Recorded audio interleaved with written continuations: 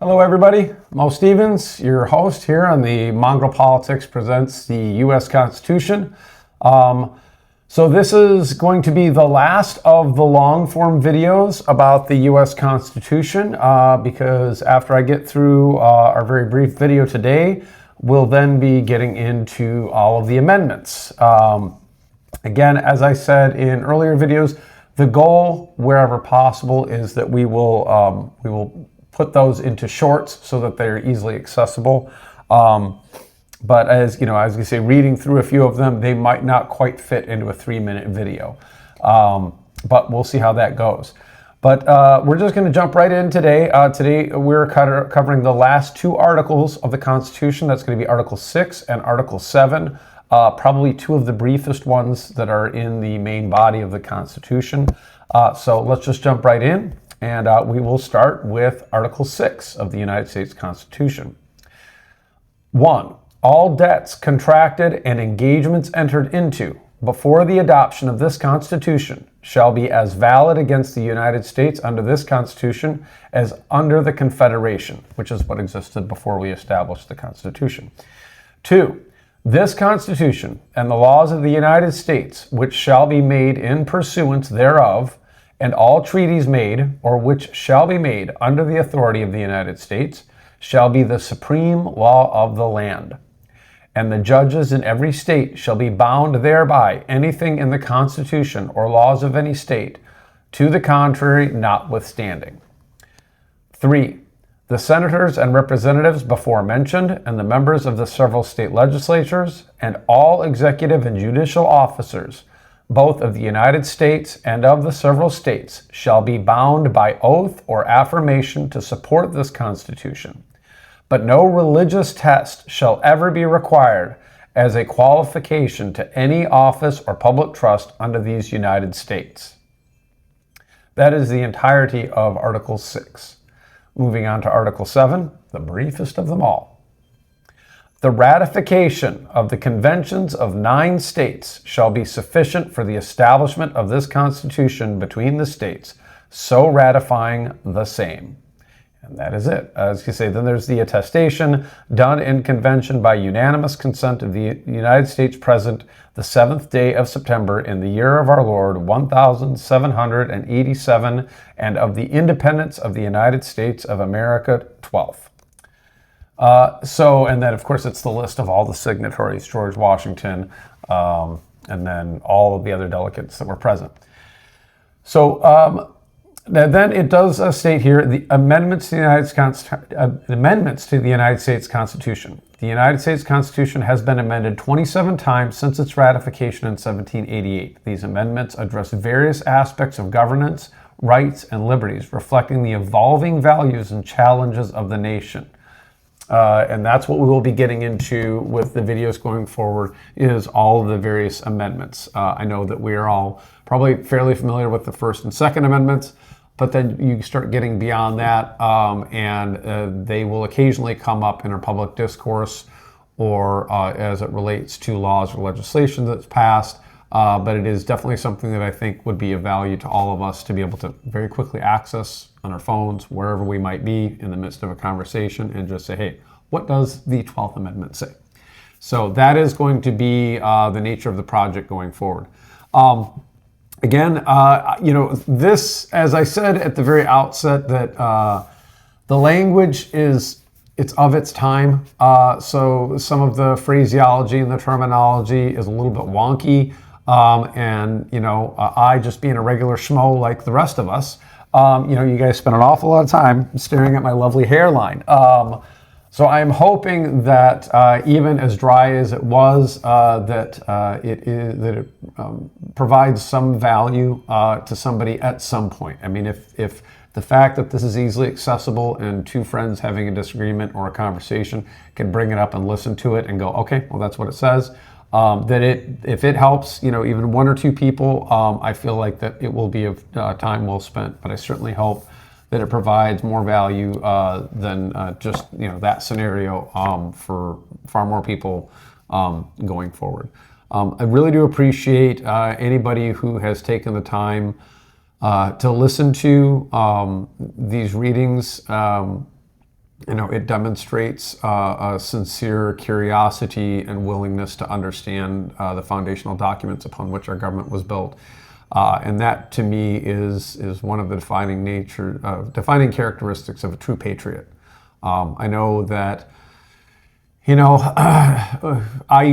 if you are regular followers of the Mongrel Politics YouTube channel, you know that we kind of reject the whole sides thing. There's no shortage of writing and the printing of the thoughts of our founding fathers. I know George Washington in particular, as well as, if I'm not mistaken, Hamilton, as well as I'm having a senior moment. Many of our founding fathers expressed concerns about the party system, and in particular, a two-party system. And that's kind of where we're at. And, one of those sides has really laid claim to being the patriots and would like to paint the other side as being anti-patriotic.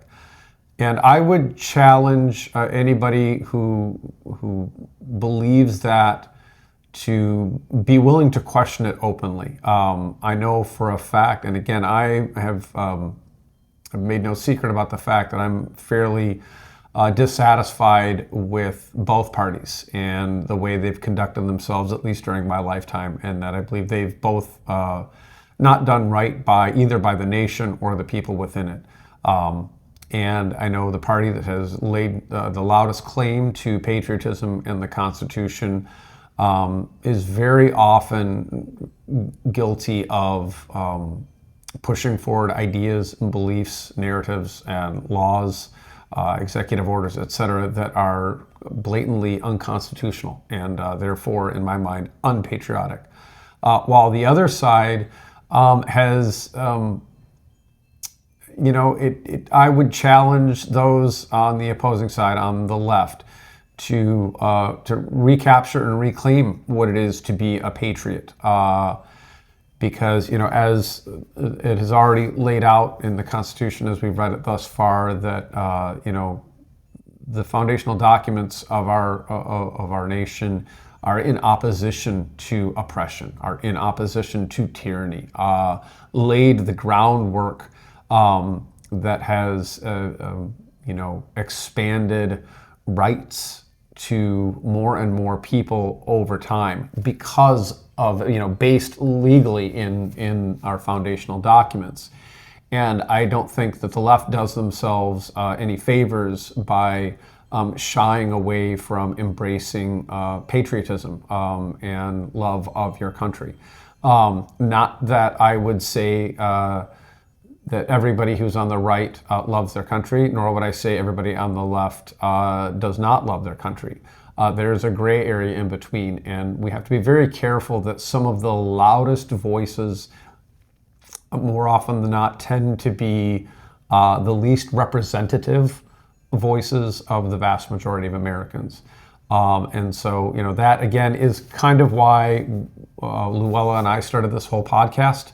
And it's also what led to this straight reading of the United States Constitution, so that those of us who like to stick our flags somewhere in the middle, somewhere in those gray areas, neither left nor right, or maybe aligned left, aligned right, but not definitely not drinking the party Kool-Aid anymore, as I like to say, that we will be armed and informed, armed with information, that our quiver is and our quiver is full and our powder is dry when it comes to defending our positions and what we believe is the best possible version of the United States of America.